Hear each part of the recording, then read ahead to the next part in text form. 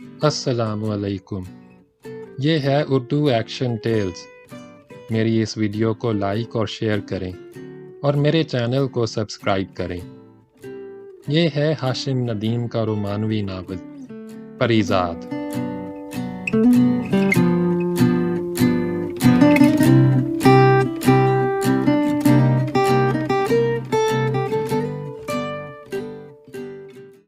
باب نمبر 10۔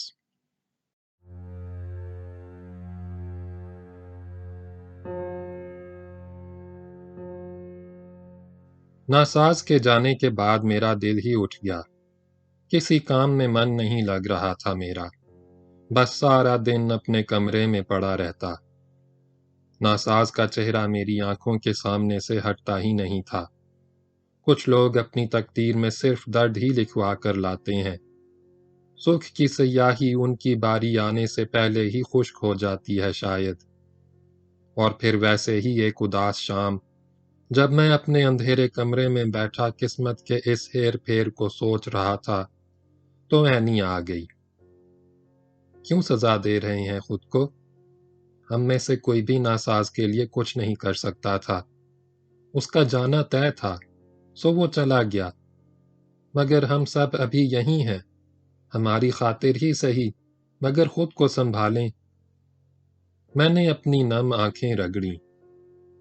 اگر سب کا جانا طے ہی ہے تو پھر ہم سب ایک ساتھ ہی کیوں نہیں چلے جاتے؟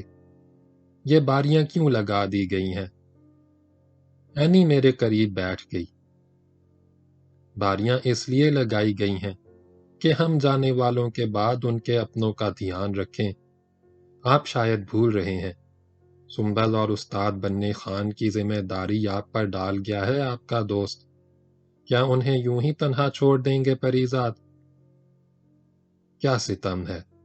ہوا کے سب راستے، سب درزیں بند کر دینے کے بعد زندگی ہمیں سانس لینے کے لیے بھی مجبور کرتی ہے، کیونکہ جینا تو ہے۔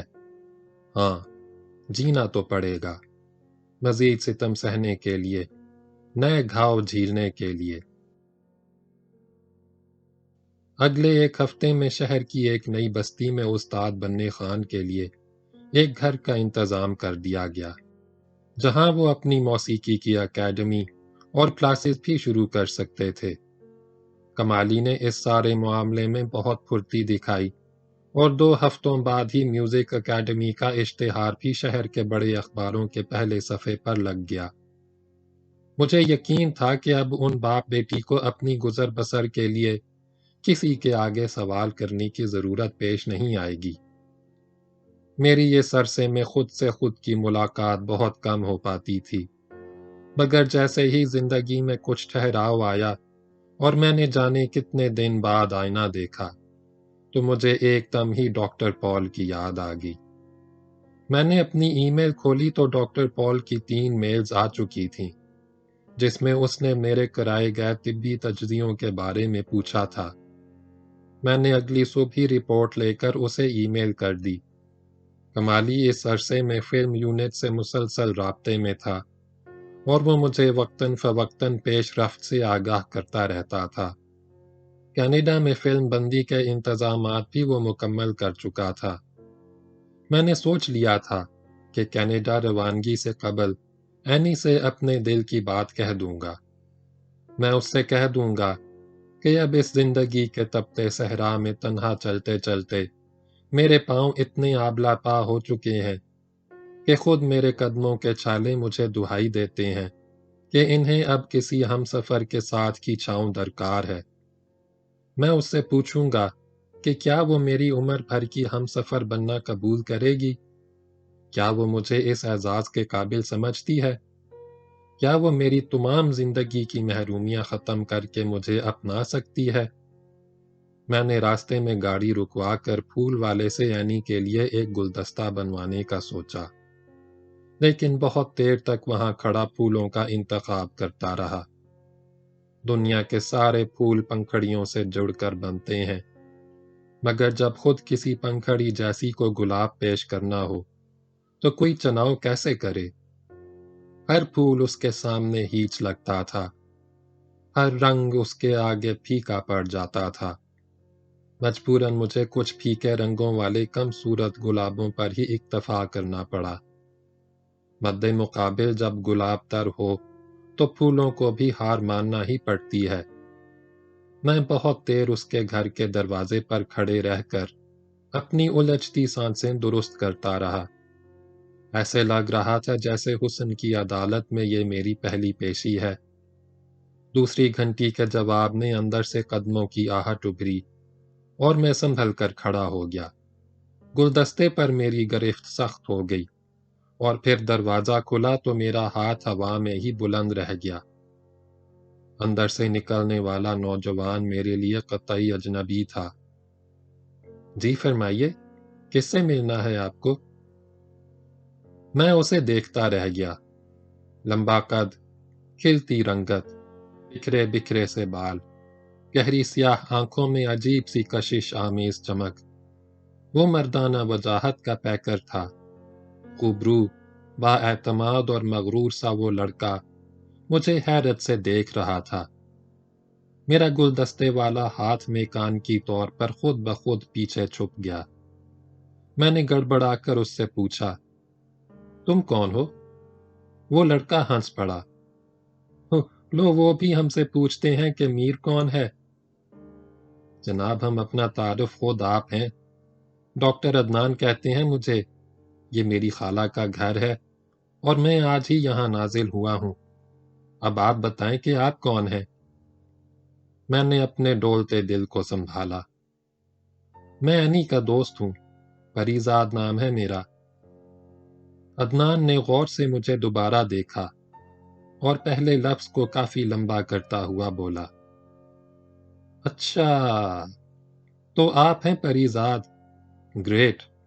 سر کھا لیا ہے اس پاگل لڑکی نے صبح سے میرا آپ کا ذکر کر کر کے۔ سچ بتاؤں تو میں آپ سے جلس ہو رہا تھا۔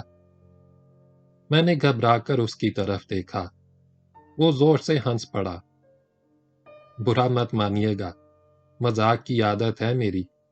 اندر آئے نا، باہر کیوں کھڑے ہیں؟ خالہ اور اینی اندر ہی ہیں۔ میں چپ چاپ اس کھلندرے سے لڑکے کے پیچھے اندر داخل ہو گیا۔ میرے ہاتھوں میں پکڑا ہوا گلدستہ نہ جانے کب میرے ہاتھ سے کمرے کے گلدان میں منتقل ہو گیا۔ کچھ دیر بعد اینی بھی آ گئی۔ وہ بہت خوش نظر آ رہی تھی۔ ارے آپ آگے پریزاد، دیکھیں کون آیا، میرے بچپن کا ساتھی، میرا سب سے بہترین دوست، میرا کزن عدنان۔ سچ بتائیں، اس نالائق کو دیکھ کر ذرا بھر بھی نہیں لگتا نا کہ یہ ڈاکٹر ہوگا۔ حرکتیں تو ابھی تک وہی گلی کے آوارہ لڑکوں جیسی ہیں اس کی۔ عدنان نے زوردار کہا لگایا، تو گلی کا لڑکا ہی تو ہوں، تمہاری گلی کا ایک آوارہ جو گھنٹوں دوپہر میں تمہاری کالج سے واپسی کا انتظار کیا کرتا تھا۔ یاد ہے نا بلی؟ وہ دونوں زور سے ہنس پڑے۔ جانے کیوں ٹھیک اسی لمحے میں نے خود کو وہاں سے بے حد اجنبی سا محسوس کیا۔ کل تک یہی در و دیوار مجھے کتنے مانوس، کتنے مہربان سے محسوس ہوتے تھے، اور آج ایک اجنبی کے آ جانے سے میں خود بیگانہ سا ہو رہا تھا۔ اینی نے مجھے بتایا کہ عدنان نے طب کی تعلیم کے بعد آنکھوں کی فیلڈ میں اسپیشلائز کیا ہے اور اب اس کی پوسٹنگ اسی شہر میں ہو چکی ہے۔ عدنان کی باتوں سے میں نے محسوس کیا کہ وہ خود بھی پوری تندہی سے اینی کی آنکھوں کے علاج کی کوئی صورت نکالنے میں جتا ہوا ہے۔ عدنان اور اینی ایک دوسرے سے بہت بے تکلف محسوس ہوتے تھے اور دونوں ایک دوسرے پر وار کرنے کا کوئی موقع جانے نہیں دے رہے تھے۔ جب تک اینی کی ماں رات کے کھانے کے انتظام کے لیے باورچی خانے میں مصروف رہیں، دونوں بچپن کی باتیں یاد کر کے ہنستے رہے۔ اینی نے عدنان کو ٹوکا، بس بس، رہنے دو یہ تابے داری کی باتیں۔ خوب جانتی ہوں میں کہ جناب کڑی دوپہروں میں کس کے لیے دھوپ چاٹا کرتے تھے۔ کیا نام تھا حسین کی کا؟ ہاں، نکھت، اور وہ دوسری پھینی، نوش، اور وہ تیسری؟ عدنان نے جلدی سے اسے روکا۔ اوہو، بس بھی کرو، وہ بچپنا تھا میرا، اور ایسی دو چار معاشقہ نما دوستیاں تو سبھی کرتے ہیں لڑکپن میں۔ کیوں پریزاد صاحب، ٹھیک کہہ رہا ہوں نا میں؟ آپ نے بھی کی ہوں گی، کچھ خواب تو پالے ہوں گے اس عمر میں آپ نے بھی۔ میں نے غور سے عدنان کی طرف دیکھا۔ نہیں ڈاکٹر صاحب، خواب پالنے کے لیے نیند کے کچھ خوبصورت پالنے بھی ضروری ہوتے ہیں۔ میں تو آج تک نیند کا وہ پالنا ہی ڈھونڈ رہا ہوں۔ نیند آ جائے تو شاید کبھی خواب بھی پال سکوں۔ عدنان نے چونک کر میری طرف دیکھا۔ واہ، میری پیاری کزن یوں ہی آپ کی اتنی تعریفیں کرتے نہیں تھکتی۔ بڑی گہری بات کہہ دی آپ نے۔ میں اٹھ کھڑا ہوا۔ اب میں اجازت چاہوں گا، انشاءاللہ پھر ملاقات ہوگی۔ وہ دونوں بوکھلا سے گئے۔ اینی جلدی سے بولی، ارے آپ کہاں چل دیے؟ امی نے کھانا لگا دیا ہے، اور آپ نے تو آنے سے پہلے فون پر مجھے کہا تھا کہ آپ کو مجھ سے کوئی بہت ضروری بات کرنی ہے، بتائیں نا۔ عدنان نے چونک کر میری طرف دیکھا۔ میں نے جلدی سے بات بنائی، ارے ہاں یاد آیا، فلم کا یونٹ کینیڈا جا رہا ہے، شاید میں بھی جاؤں، سوچا تم سے بھی پوچھ لوں۔ اینی خوشی سے چلائی، واہ زبردست، کاش میں بھی ساتھ چل سکتی، مگر اب یہ صاحب جو تشریف لے آئے ہیں، میرے دشمن جاں، یہ مجھے کہاں جانے دے گا اب؟ میں نے چونک کر اینی کی طرف دیکھا۔ کیوں؟ عدنان نے جلدی سے دخل دیا۔ پریزاد صاحب، آپ ہی سمجھائیں اس لڑکی کو۔ میں نے امریکہ کے بہت بڑے طبی ادارے سے اینی کی آنکھوں کے میچنگ لینس کی بات کی ہے۔ وہ لوگ 90% پر امید ہیں کہ وہ یہ آپریشن کر سکتے ہیں، اور انہیں مشابہت والا قرینہ بھی مل جائے گا، کیونکہ آج کل باہر کے ملکوں میں سزائے موت کے قیدی یا بستر مرگ پر پڑے ہوئے مریض عموماً اپنے اعضاء مرتے وقت دان کر جاتے ہیں، یا اپنے بیوی بچوں کی آئندہ کفالت کے لیے بھاری رقم کے عوض بیچ دیتے ہیں۔ میں نے اینی کے میچنگ لینس کے لیے ایسے کئی اداروں میں رجسٹریشن کروا رکھی ہے، اور وہ لوگ قرینہ ملتے ہی ہمیں اطلاع کر دیں گے۔ میں نہیں چاہتا کہ ایسے وقت میں اینی کی غیر موجودگی کی وجہ سے ہمیں دیر ہو جائے۔ اینی نے حتمی لہجے میں کہا، خواب دیکھنا چھوڑ دو my dear cousin doctor Adnan, پہلے تو یہاں سے امریکہ جانے کے لیے ہی لاکھوں روپے چاہیے ہوں گے، اور پھر ڈونیشن اور آپریشن کا خرچ الگ، کہاں سے آئیں گے اتنے روپے؟ اور تم یہ بھی اچھی طرح جانتے ہو کہ میں صرف اپنی جمع کی ہوئی رقم سے ہی اپنا آپریشن کراؤں گی، اور ہم دونوں یہ بات بہت پہلے طے کر چکے ہیں، سو نو مور بحث ہو کے۔ وہ دونوں بچوں کی طرح بحث کرتے رہے۔ میں نے اینی سے اجازت چاہی اور بھاری قدموں سے وہاں سے اٹھ آیا۔ سارے راستے ان دونوں کی نوک چونک میرے کانوں میں گونجتی رہی۔ عدنان کو اینی سے بے تکلف ہوتے دیکھ کر ایک عجیب سی بے چینی میرے رگوں میں پھیلتی جا رہی تھی، مگر خود اینی بھی تو اس کے ساتھ اتنی ہی بے تکلفی سے پیش آ رہی تھی۔ جنہیں ہم چاہتے ہیں وہ کسی اور سے بے تکلف ہو کر بات کریں تو ہمارے خون کی گردش کیوں تھمنے لگتی ہے؟ کانٹوں جیسی چبھن اور کسک ہمارے وجود کو کیوں چھلنی کرنے لگتی ہے؟ کیا اسی کو رقابت کہتے ہیں؟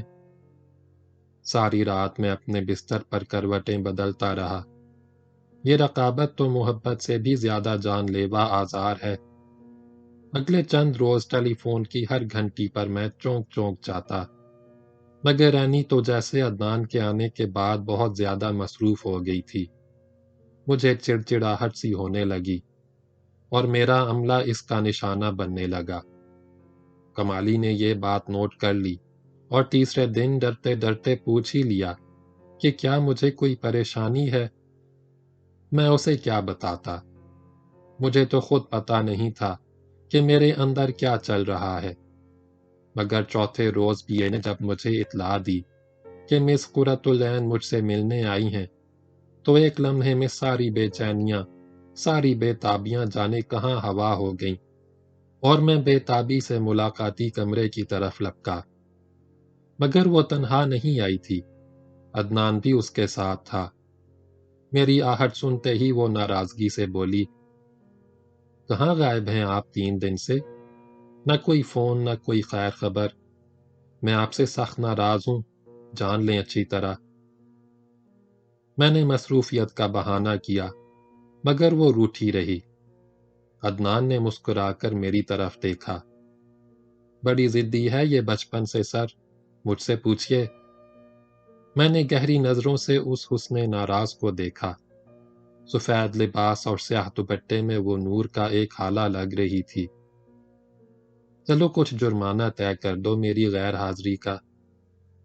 آخر کار بات یوں بنی کہ مجھے ان دونوں کو رات کے کھانے پر شہر کے ایک مشہور اوپن ایئر ریستوران میں مدعو کرنا پڑا۔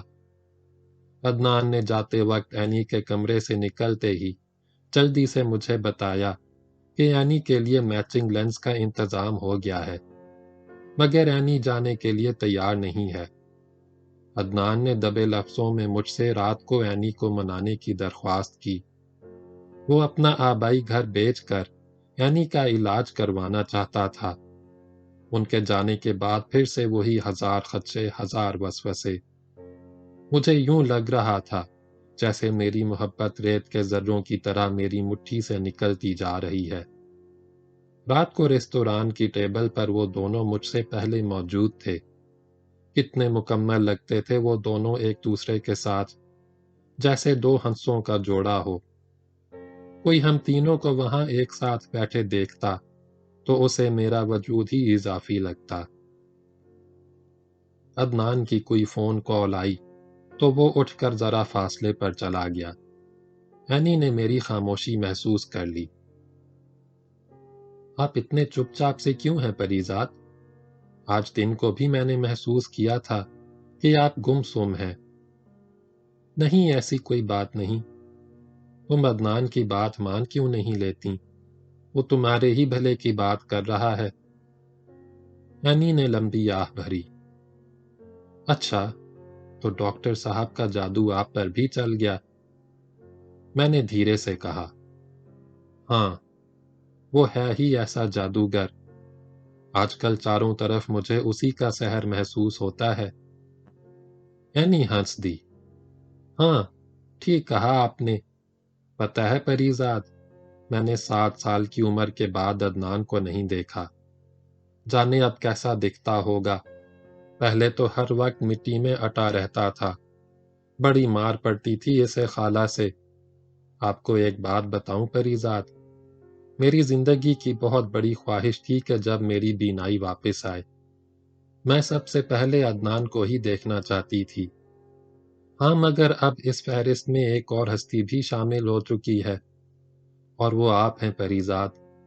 اب میں عدنان کے ساتھ آپ کو بھی پہلی نظر میں دیکھنا چاہتی ہوں۔ میرا دل چاہا کہ اس سے کہوں کہ کہاں ہیرے اور کوئلے کو ایک ہی فہرست میں درج کر رہی ہو۔ دیکھے جانے کے قابل صرف عدنان ہے۔ اتنے میں عدنان بھی واپس اپنی جگہ پر آ کر بیٹھ گیا۔ جی پریزاد صاحب، کچھ آیا اس پگلی کی عقل میں یا نہیں؟ اسے سمجھائیں کہ اپنوں کے خلوص کو یوں ٹھکرایا نہیں کرتے۔ اینی نے احتجاج کیا۔ ایسی بات نہیں ہے، تم سمجھنے کی کوشش کیوں نہیں کرتے؟ تمہارے پاس تمہارے آبائی گھر کے علاوہ اور ہے ہی کیا؟ اور پھر ہم دونوں کے بچپن کی اور خالہ کی کتنی یادیں وابستہ ہیں اس گھر سے۔ میری نظر میں وہ سب یادیں میری بینائی سے بہت زیادہ اہم ہیں۔ بس، ہو گیا فیصلہ۔ تم وہ گھر کبھی نہیں بیچو گے، اور اگر کبھی تم نے ایسا کیا تو ساری زندگی مجھ سے بات مت کرنا۔ عدنان نے بے چارگی سے میری طرف دیکھا۔ میں نے دخل اندازی کی۔ تم دونوں خواہ مخواہ جھگڑ رہے ہو۔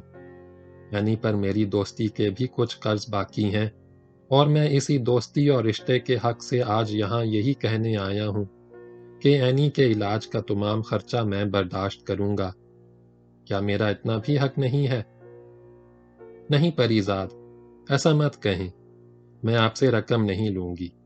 میں نے زندگی بھر ایک یہی خودداری کا بھرم ہی تو کمایا ہے۔ کیا آپ دونوں مجھ سے میری عمر بھر کی یہ واحد کمائی بھی چھین لینا چاہتے ہیں؟ کیا فائدہ ایسی بینائی کا کہ جس کے ملنے کے بعد بھی میری نظر تمام عمر جھکی رہے؟ پلیز آپ ایسا نہ کریں۔ میں نے ایک گہری سانس لی۔ ٹھیک ہے، اگر تمہاری یہی مرضی ہے تو یوں ہی صحیح، مگر پھر تمہیں میری ایک بات ماننا ہوگی۔ میں عمر بھر تمہاری خودداری کا یہ بھرم قائم دیکھنا چاہتا ہوں، لیکن تمہارا علاج بھی اسی قدر ضروری ہے۔ لہٰذا میں نے یہ فیصلہ کیا ہے کہ فی الحال عدنان کا آبائی گھر میں خرید لوں گا۔ مکان کی رقم سے عدنان تمہارا علاج مکمل کروائے گا، لیکن تم دونوں کے بچپن کی یادوں کا مسکن وہ گھر میرے پاس عدنان کی امانت کے طور پر رہے گا۔ عدنان جب بھی رقم جمع کر لے گا مجھ سے اپنا مکان واپس لے سکتا ہے۔ اینی نے بے چینی سے پہلو بدلا۔ لیکن کوئی اگر مگر لیکن نہیں سنوں گا، میں بس طے ہو گیا۔ تم لوگ جانے کی تیاری کرو، آج کل ویسے بھی اچھے ڈاکٹروں کا کال پڑا ہے۔ مجھے یقین ہے عدنان کچھ برس میں ہی اپنا مکان واپس حاصل کر لے گا۔ عدنان نے خوشی سے ہاتھ پر ہاتھ مارا۔ یہ ہوئی نا بات، مجھے یقین تھا اس مسئلے کا آپ ہی کوئی نہ کوئی حل نکالیں گے۔ آپ واقعی کمال ہیں پریزاد صاحب۔ اس وقت تو اینی خاموش رہی، لیکن رات گئے اس کا نمبر میرے موبائل پر جگمگانے لگا۔ پریزاد، میں آپ کے فیصلے سے مطمئن نہیں ہوں۔ میں جانتی ہوں آپ میری خاطر یہ سب کچھ کر رہے ہیں۔ میں نے بات مذاق میں ٹالی۔ نہیں بے وقوف لڑکی، تمہیں نہیں پتا کہ پراپرٹی کی قیمتیں آج کل آسمان سے باتیں کر رہی ہیں۔ عدنان کا گھر لے کر میں نے کوئی گھاٹے کا سودا نہیں کیا۔ دیکھ لینا عدنان رقم چکا نہ سکا تو 10 گنا زیادہ قیمت پر بیچ دوں گا۔ تم نے پریزاد کو بے وقوف سمجھ رکھا ہے کیا؟ وہ ہنس پڑی۔ آپ ہمیشہ گھاٹے کے سودے ہی کرتے ہیں۔ اچھا ٹھیک ہے، لیکن آپ کو میری شرط یاد ہے نا؟ جب کبھی میں دنیا دوبارہ دیکھوں تو میری پہلی نظر کے فریم میں آپ کو ضرور موجود رہنا ہوگا۔ بولیں قبول ہے تو ٹھیک، ورنہ ابھی منع کرتی ہوں عدنان کو کہ گھر کے کاغذات نہ بنوائے آپ کے لیے۔ میں نے جلدی سے حامی بھر لی۔ ٹھیک ہے ضدی لڑکی، مگر دیکھو اب مزید کوئی بہانہ مت کرنا، جیسا تم چاہتی ہو ویسا ہی ہوگا۔ میں نے اینی کو تو تسلی دے دی، مگر خود میرا چین و سکون ہمیشہ کے لیے ہوا ہو گیا۔ ساری رات میں یہی سوچ سوچ کر لون میں ٹہلتا رہا کہ آنکھیں مل جانے کے بعد اینی جب مجھے دیکھے گی تو اس کا رد عمل کیا ہوگا۔ صبح سویرے عدنان اپنے گھر کے کاغذات بنوا کر لے آیا۔ میں نے رقم کا چیک عدنان کے حوالے کیا تو خوشی سے اس کے ہاتھ لرز رہے تھے۔ عدنان اٹھ کر جانے لگا تو میں نے اسے آواز دے کر روک لیا۔ سنو عدنان۔ وہ پلٹا تو میں نے اس کے گھر کے کاغذات اس کے ہاتھ میں تھما دیے۔ یہ گھر تمہارا تھا اور ہمیشہ تمہارا ہی رہے گا۔ میں نے صرف اینی کو منانے کے لیے یہ گھر خریدنے کا ڈرامہ کیا تھا۔ اینی کی آنکھیں واپس آ جائیں، اس سے زیادہ مجھے کچھ اور نہیں چاہیے۔ البتہ یہ مکان والا راز اینی کے لیے ہمیشہ راز ہی رہے گا۔ عدنان کی آنکھیں نم ہونے لگیں۔ میں آپ سے وعدہ کرتا ہوں پریزاد صاحب، میں دن رات محنت کر کے آپ کی ایک ایک پائی واپس کر دوں گا۔ یقین جانیے، یہ رقم مجھ پر ہمیشہ قرض رہے گی۔ میں نے اس کے کاندھے پر ہاتھ رکھا۔ ہمارا بھی اس لڑکی پر کچھ حق ہے ڈاکٹر صاحب، کچھ قرض ہم پر بھی واجب ہیں ابھی۔ عدنان جاتے جاتے ایک بار پھر پلٹا۔ آپ کو میں ہر لمحے کی خبر دیتا رہوں گا۔ ہم اگلے ہفتے ہی یہاں سے روانہ ہو جائیں گے، مگر اینی کی آنکھوں کی پٹی کھلنے سے پہلے آپ کو بھی امریکہ پہنچنا ہوگا، ورنہ وہ ضدی لڑکی آپریشن ہی نہیں کروائے گی۔ بہت مان دیتی ہے وہ آپ کو۔ اس نے آپریشن کے لیے ہاں بھی صرف آپ کے کہنے پر ہی کی ہے۔ میں نے عدنان کی آنکھوں میں تارے سے جگمگاتے دیکھے۔ اور یہ ستارے مجھے ہر بار اس کی آنکھوں میں تب دکھائی دیتے تھے جب وہ اینی کا ذکر کرتا تھا۔ آپ جانتے ہیں پریزاد صاحب، میں نے فیصلہ کیا ہے کہ جس دن اینی پہلی بار یہ رنگین دنیا دیکھے گی، اسی دن میں اسے شادی کے لیے پروپوز کر دوں گا۔ جانے کب سے اس دن کا انتظار کر رہا ہوں میں۔ میرے سر پر جیسے ساری عمارت دھڑام سے گر گئی۔ میں نے گھبرا کر اسے دیکھا۔ کیا؟ میرا مطلب ہے کیا اینی کو بھی اس بات کی خبر ہے؟ عدنان نے خوابوں کی بستی سے جواب دیا۔ ہاں، وہ بھی جانتی ہے کہ میں ہمیشہ سے اسے اپنی ہم سفر بنانا چاہتا ہوں، مگر وہ یہ نہیں جانتی کہ میں کس دن یہ پروپوزل اس کے سامنے رکھوں گا۔ میری مرحومہ ماں اور میری خالہ کی بھی ہمیشہ سے ہی یہی خواہش تھی۔ بس اب وہ دن بھی قریب ہے۔ چلتا ہوں، بہت سے کام ادھورے پڑے ہیں۔ عدنان پلٹ کر چلا گیا۔ میرا سر بری طرح چکرا رہا تھا۔ میں وہیں کرسی پر ہی ڈھیر ہو گیا۔ کچھ دیر میں کمالی کسی کام سے اندر آیا تو میری حالت دیکھ کر گھبرا گیا۔ آپ ٹھیک تو ہیں سر؟ میں اٹھ کھڑا ہوا۔ کمالی، میں گھر واپس جا رہا ہوں کمالی، مجھے ڈسٹرب مت کرنا۔ میں دروازے تک پہنچ کر رک گیا۔ کمالی ابھی تک گمسم سا کھڑا تھا۔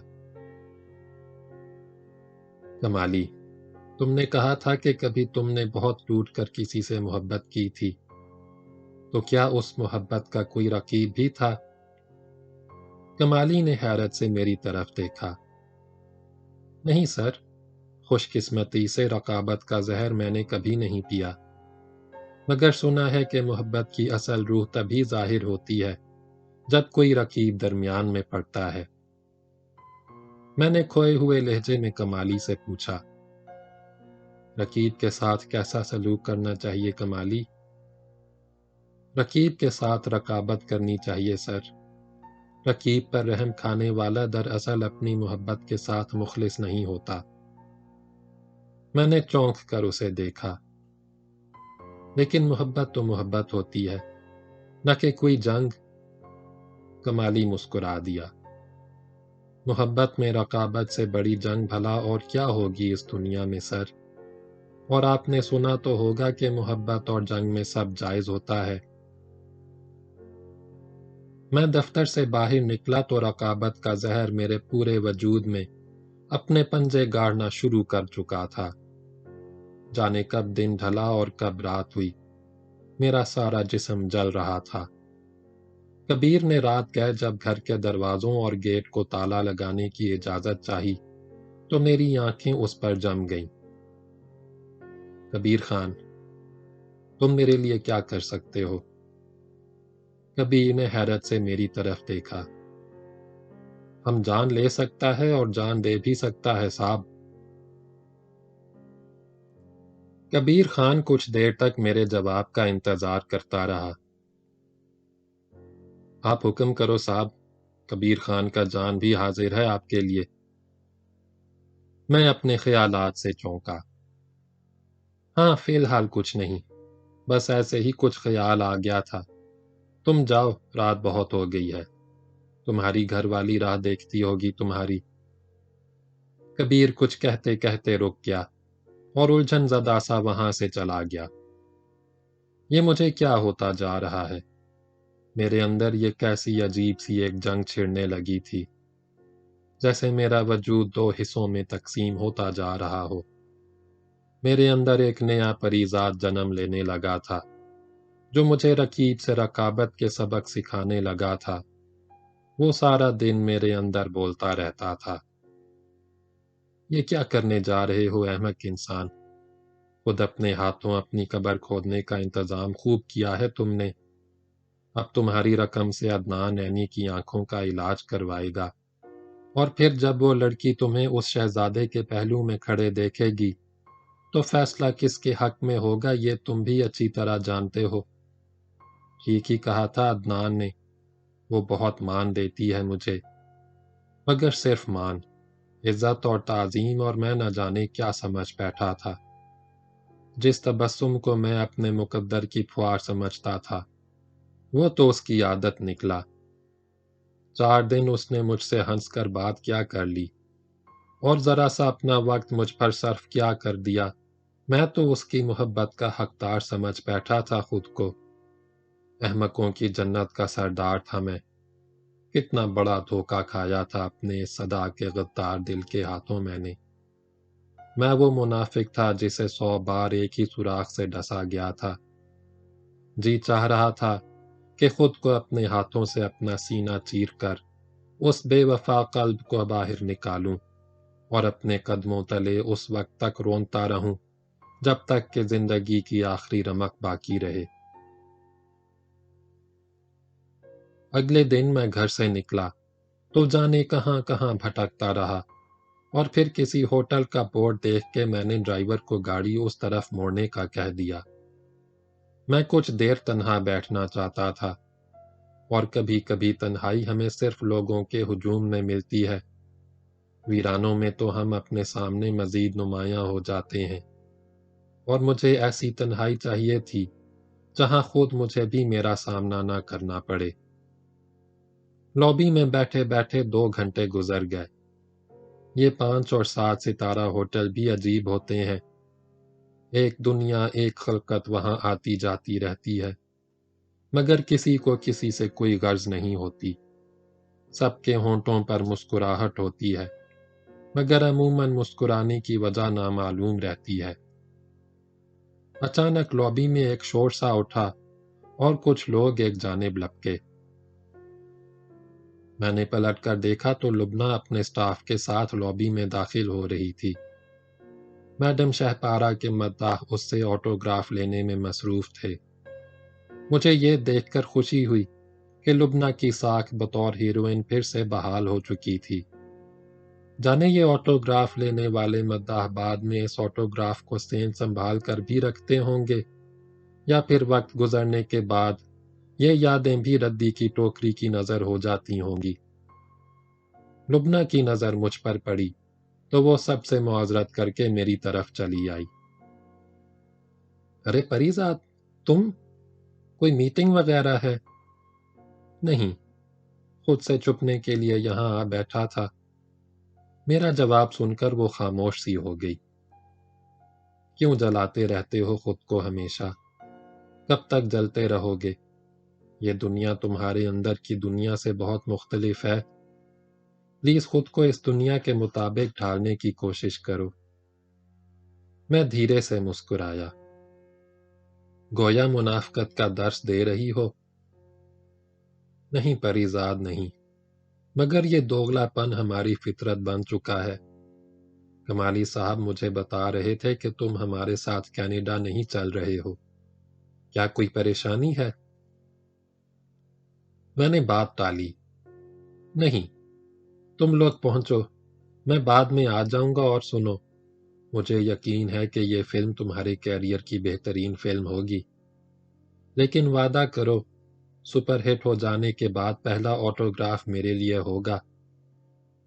وہ ہنستے ہنستے رو پڑی۔ مت کیا کرو ایسی باتیں، یہ سب تمہاری وجہ سے ہے، اور اگر میرا بس چلے تو ساری دنیا کو تم سے آٹوگراف لینے بھیج دوں۔ میں تمہیں بتا نہیں سکتی کہ میں تمہاری کتنی احسان مند ہوں پریزاد۔ میں نے شکوہ کیا۔ پھر وہی احسان کی بات۔ کتنی بار تمہیں سمجھاؤں کہ دوستی میں احسان نہیں ہوتا۔ لبنہ کی آنکھیں ابھی تک نم تھیں۔ تم نہیں جانتے پریزاد، مجھ جیسے لوگ جو زندگی میں ان گنت سمجھوتے کر کے یہاں تک پہنچتے ہیں، ان کے لیے کسی کا یہ بے لوث رویہ دنیا کے کسی بھی احسان سے کہیں بڑھ کر ہوتا ہے۔ کبھی تو ہمارے ضمیر کو عمر بھر کچوکے لگاتا رہتا ہے کہ بدلے میں ہم اپنے محسن کے لیے کچھ بھی نہیں کر پائے، اور یہ احساس بڑا بے سکون کر دینے والا ہوتا ہے۔ لبنہ کے جانے کے بعد بھی میں بہت دیر تک بے مقصد وہیں بیٹھا رہا۔ میں نے اپنا موبائل خاموش کر دیا تھا۔ بے خیالی میں میری نظر پڑی تو کمالی اور اینی سمیت بہت سے لوگوں کی کالز دکھائی دیں۔ عجیب عذاب نما شے ہے یہ سیل فون بھی، ہر وقت کسی کی دسترس میں رکھتا ہے، کسی مضبوط شکنجے جیسا۔ دفتر پہنچا تو پی اے نے بتایا کہ اینی بی بی کا درجنوں بار فون آ چکا ہے۔ اس نے بنا پوچھے فون ملا دیا۔ وہ مجھ سے روٹھی ہوئی تھی۔ کہاں چلے جاتے ہیں آپ یوں بنا بتائے؟ 4-5 دن بعد میری روانگی ہے اور آپ ہیں کہ مجھے وقت ہی نہیں دے رہے۔ یاد رکھیں پریزاد، اگر آپ وقت پر نیو یارک نہ پہنچے تو میں آپریشن نہیں کرواؤں گی، اور اسے دھمکی مت سمجھیے گا۔ نہ چاہتے ہوئے بھی میرا لہجہ کچھ تلخ سا ہو گیا۔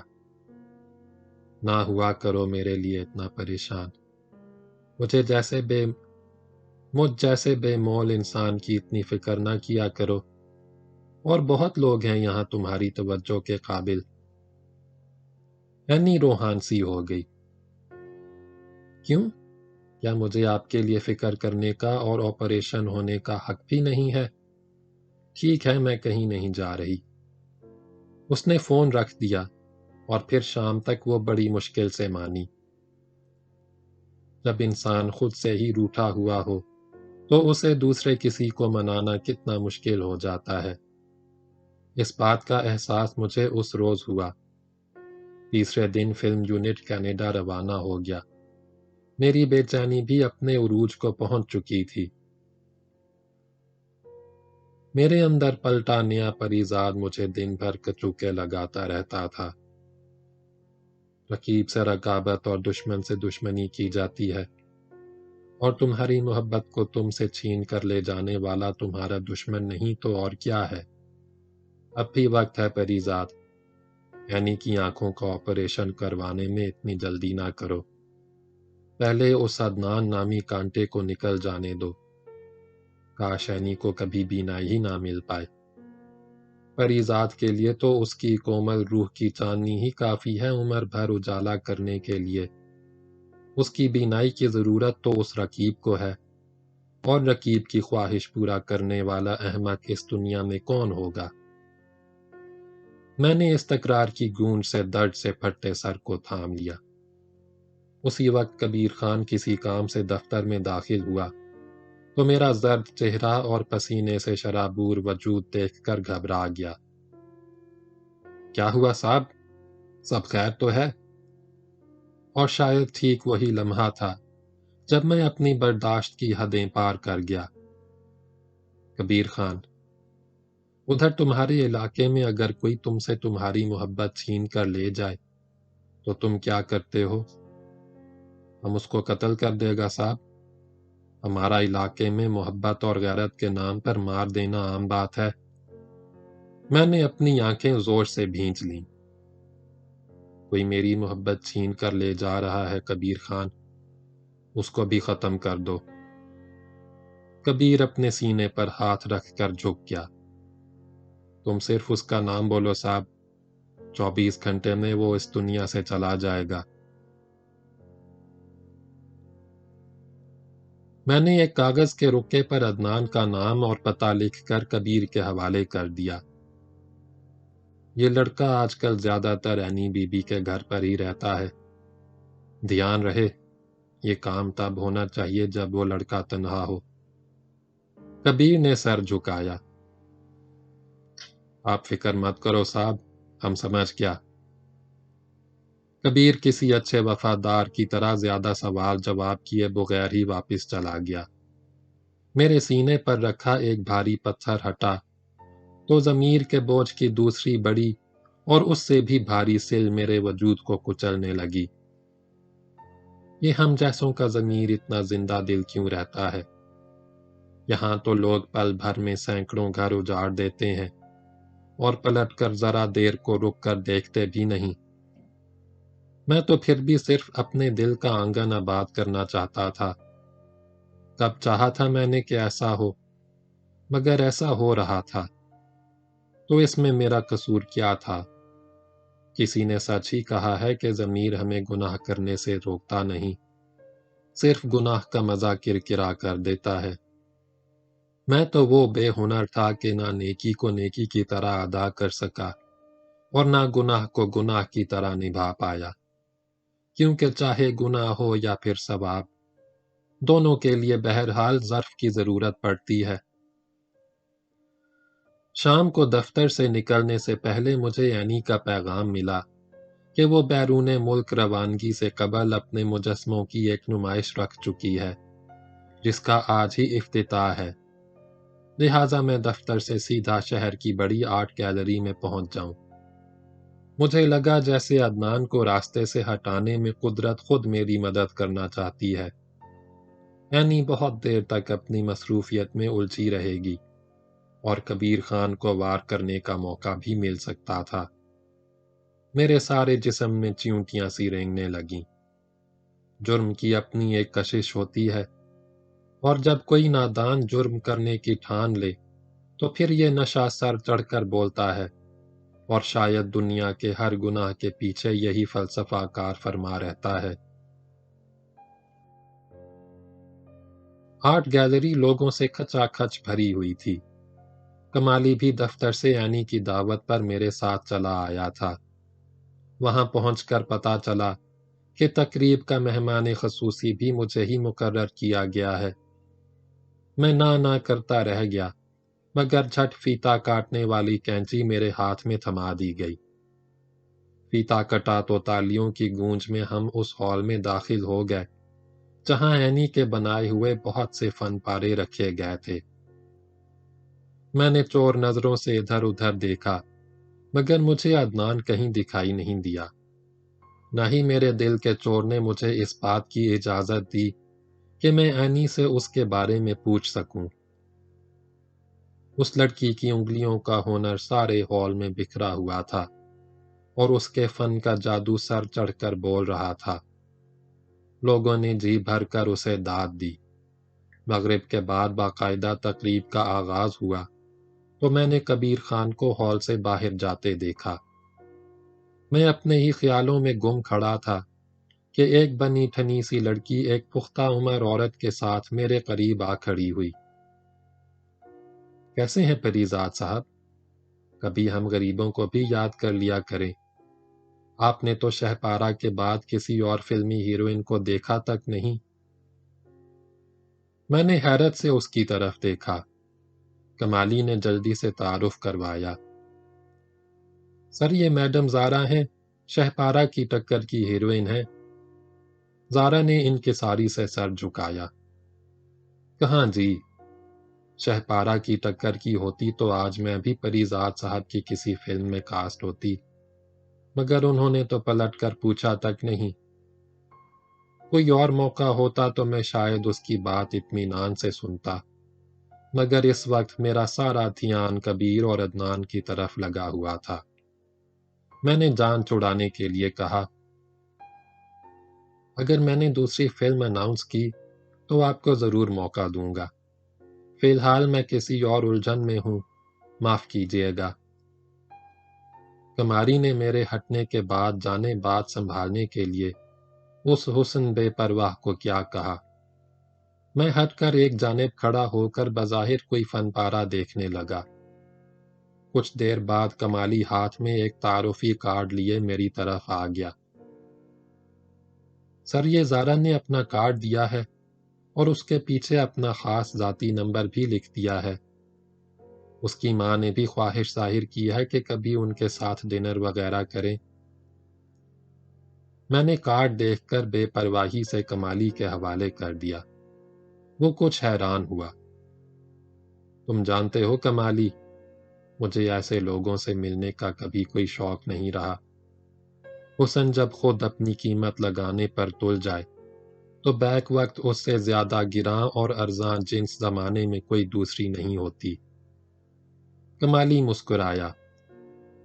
یہ آپ ہی ہیں جو اس جنس کو ارزاں سمجھ رہے ہیں سر، ورنہ سچ تو یہ ہے کہ اس وقت بھی شہر بھر کے امراء اسی زارا کے ساتھ لنچ یا ڈنر پر ذرا سا وقت گزارنے کے لیے جانے کیا کیا جتن کرتے ہوں گے۔ میں تو یہ کہوں گا سر کہ جب حسن اپنی قیمت لگانے پر آ جائے تو اس سے مہنگی چیز دنیا میں کوئی اور نہیں ہوتی۔ میں نے سر جھٹکا۔ وہ حسن ہی کیا جو بک جائے۔ ٹھیک کہتے ہیں سر آپ، مگر بات اگر سودے بازی کی ہو تو حسین کے پاس دان کرنے کے لیے سب سے بڑا عطیہ حسن ہی تو ہوتا ہے۔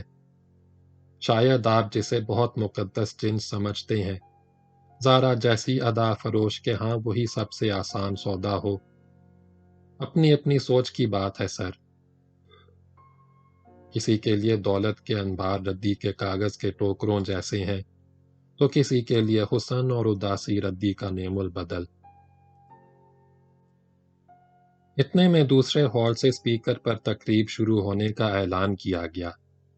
سارے مہمان اپنی نشستوں پر بیٹھ چکے تھے۔ میں پہلی رو میں اپنے نام والی نشست پر بیٹھا تو اچانک میری نظر سٹیج کے پیچھے اپنے کاموں میں مصروف عدنان پر پڑی۔ میں نے بے چینی سے ادھر ادھر دیکھا تو کبیر خان مجھے ہال کے دروازے پر جمع کھڑا نظر آیا۔ میری اس سے نظر ملی تو اس نے آنکھوں آنکھوں میں مجھے مطمئن رہنے کا اشارہ کیا، جیسے کہہ رہا ہو کہ آپ فکر نہ کریں صاحب، آپ کا غلام موجود ہے یہیں۔ میں نے اینی کو سختی سے منع کیا تھا کہ وہ کسی صورت بھی مجھے سٹیج پر آ کر کچھ کہنے کا نہیں کہے گی، کیونکہ میری طبیعت اس وقت اجازت نہیں دے رہی۔ لہٰذا تقریب کے اناؤنسر نے سب سے پہلی میری طبیعت کی خرابی کا بہانہ کر کے میری طرف سے تمام حاضرین کا شکریہ ادا کیا، اور پھر ایک ایک کر کے تقریب میں موجود متعلقہ فن کے ماہرین کو ڈائس پر بلایا جاتا رہا، اور وہ اینی کے فن کے بارے میں اپنی رائے دے کر پلٹتے رہے۔ میں اپنے خیالوں میں گم بیٹھا یہ سب کچھ دیکھ رہا تھا، اور مجھے پتہ ہی نہیں چلا کہ کب کوئی میرے قریب آ کر بیٹھ گیا۔ کن خیالوں میں گم ہے پریزاد صاحب؟ میں عدنان کی آواز سن کر اچھل ہی تو پڑا۔ مجھے لگا جیسے اس نے میرے خیالات پڑھ لیے ہوں، مگر وہ اپنی دھن میں بولے گیا۔ آپ جانتے ہیں پریزاد، یعنی بہت خوش ہے، جانے کیا کیا منصوبے بناتی رہتی ہے سارا دن، کہ جب اس کی بینائی واپس آ جائے گی تو وہ ایک بار پھر سے میرے ساتھ اپنے بچپن کے اسکول، محلے، گلی، سڑکوں اور گھر کو دیکھنے جائے گی، اور ہر وہ جگہ جہاں سے اس کی کوئی یاد جڑی ہے۔ لیکن ہر جگہ آپ ہمارے ساتھ ہوں گے۔ اس معصوم لڑکی نے اپنی زندگی کے کتنے سال اندھیروں میں کاٹ دیے۔ میں نے بھی تہیہ کر لیا ہے کہ میرے رب کی مہربانی سے جب اینی کی بصارت واپس آ جائے گی تو اس کے نصیب کے ہر اندھیرے کو روشنی میں بدل دوں گا، اور یہ سب آپ کی وجہ سے ممکن ہوگا پریزاد صاحب۔ اصل میں یہ آپ ہی ہیں جو ہم دونوں کی زندگی میں ضیاء بن کر آئے ہیں۔ میں گم سم سا عدنان کی باتیں سن رہا تھا کہ اسٹیج پر سب سے آخر میں اینی کا نام پکارا گیا۔ ہال میں تالیوں کی گونج کے دوران وہ دھیرے دھیرے چلتی اپنی کسی ساتھی کے سہارے ڈائس تک پہنچی تو سناٹا سا چھا گیا۔ وہ بولی تو میرے آس پاس صرف اس کے لفظ اپنے سر بکھیرنے لگے۔ آج میری زندگی کا بہت بڑا دن ہے، اس لیے نہیں کہ آج میرے فن پاروں کی نمائش ہوئی اور ملک کے نامور فنکاروں نے میرے فن کو سراہا۔ یہ مداح سرائی تو مجھ جیسی ہر نئی آرٹسٹ کا خواب ہوتی ہے، مگر ان سب باتوں سے بڑھ کر بھی ایک خوشی ہے، ایک اعزاز ہے میرے لیے کہ میرے محسن، میرے آئیڈیل نے آج میری زندگی کے اس اہم ایونٹ کا افتتاح اپنے ہاتھوں سے کیا۔ آج میں آپ سے اپنی ایک اور اہم خوشی بھی بانٹنا چاہتی ہوں۔ 3 دن بعد میری USA روانگی ہے۔ چند ماہ بعد جب میں واپس آؤں گی تو شاید اس وقت مجھے اس سفید چھڑی کے سہارے کی ضرورت کبھی محسوس نہیں ہوگی، اور یہ سب بھی میرے اس محسن کی دوستی کا کرشمہ ہوگا۔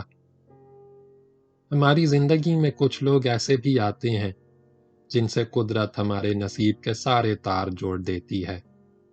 میری زندگی میں پہلے ایسے 2 لوگ تھے، میری ماں اور میرے بچپن کا ساتھی عدنان، جس نے ہر قدم پر میرا حوصلہ بڑھایا اور مجھے جینے کی راہ دکھائی۔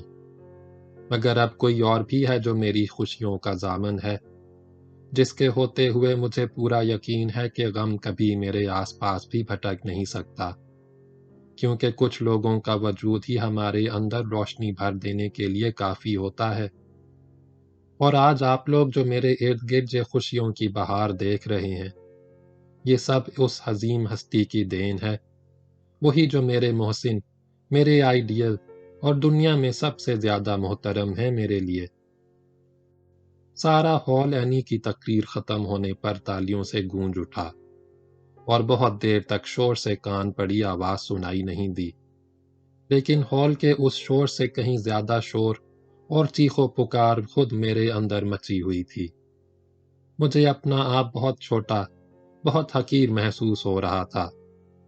میرے اندر لگے آئینے میں دوسری جانب کھڑا پریزاد مجھ سے چیخ چیخ کر کہہ رہا تھا، تم ایک خود غرض انسان ہو پریزاد۔ کیا یہی تمہاری نام نہاد محبت ہے کہ خود اپنے ہاتھوں اپنی چاہت کی خوشیوں کا گلا گھونٹنے چلے ہو؟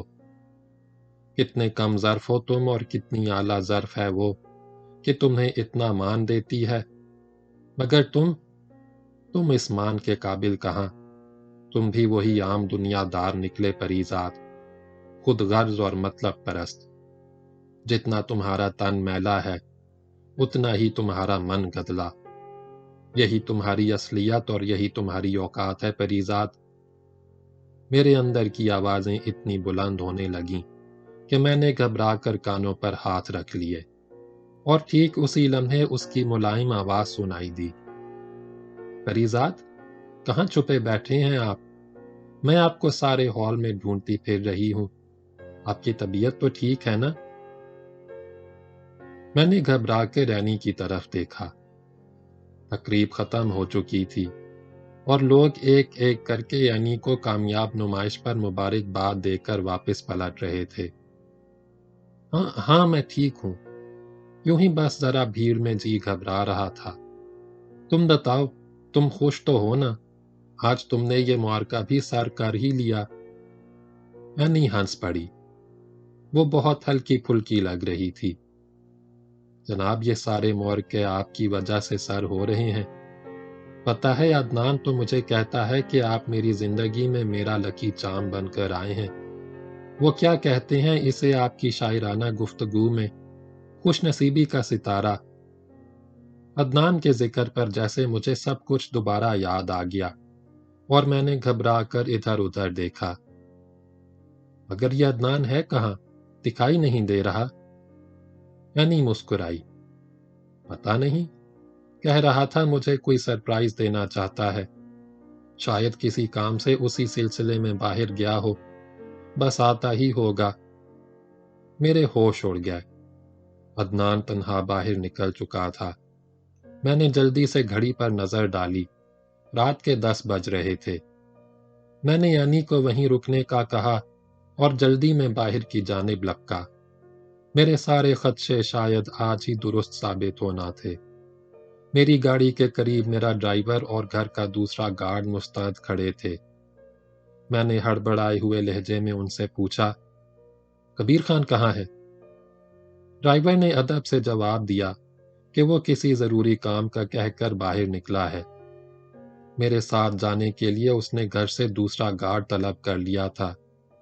اسی گارڈ نے مجھے بتایا کہ کبیر خان کسی پرائیویٹ گاڑی میں باہر نکلا ہے۔ میرے ہاتھ پاؤں پھولنے لگے۔ یقیناً کبیر خان عدنان کے پیچھے گیا تھا تاکہ موقع پا کر اسے ختم کر دے۔ میں نے کانپتے ہاتھوں سے کبیر کا نمبر ڈائل کیا۔ گھنٹی بجتی رہی مگر اس نے فون نہیں اٹھایا۔ میں نے جلدی سے دوبارہ نمبر ملایا۔ میرے اندر سمندر کی تیز لہروں جیسا شور ٹھاٹھیں مار رہا تھا۔ فون اٹھاؤ کبیر خان، ورنہ آج ہم دونوں کے ہاتھوں ایک گناہ کبیرہ سرزد ہو جائے گا۔ فون اٹھاؤ کبیر، خدا کے لیے فون اٹھاؤ۔ میں نے خود کلامی کرتے ہوئے 5ویں مرتبہ کبیر کا نمبر ڈائل کیا۔ تیسری گھنٹی پر اس نے فون اٹھا لیا۔ میری آواز کانپ گئی۔ تم کہاں ہو کبیر خان؟ جلدی واپس لوٹ آؤ۔ دوسری جانب ٹریفک کا بہت شور تھا۔ ہم شکار کے پیچھے آیا ہے۔ صاحب تم فکر مت کرو، وہ اس وقت ٹھیک ہمارے نشانے پر ہے۔ میں نے چیخ کر کہا، نہیں کبیر خان، ایسی غلطی مت کرنا، میرا حکم ہے کہ فوراً واپس آ جاؤ۔ دوسری جانب کبیر کو میری آواز ٹھیک سنائی نہیں دی۔ بہت شور ہے صاحب، ہم کام ختم کرتے ہی واپس آتا ہے۔ وہ لڑکا دوسرا گاڑی میں ہمارا نشانے پر ہے، بس 1 منٹ اور۔ کبیر کی آواز کٹ گئی۔ میں اتنی زور سے چلایا کہ ساری پارکنگ میری آواز سے گونج اٹھی۔ تم اس لڑکے کو نہیں مارو گے کبیر خان، یہ میرا حکم۔ میری آواز درمیان میں ہی گھٹ گئی۔ دوسری جانب کے شور میں مجھے ایک دھماکے کی آواز سنائی دی، شاید کسی نے فائر کیا تھا۔ میرے ہاتھ سے فون زمین پر گر گیا۔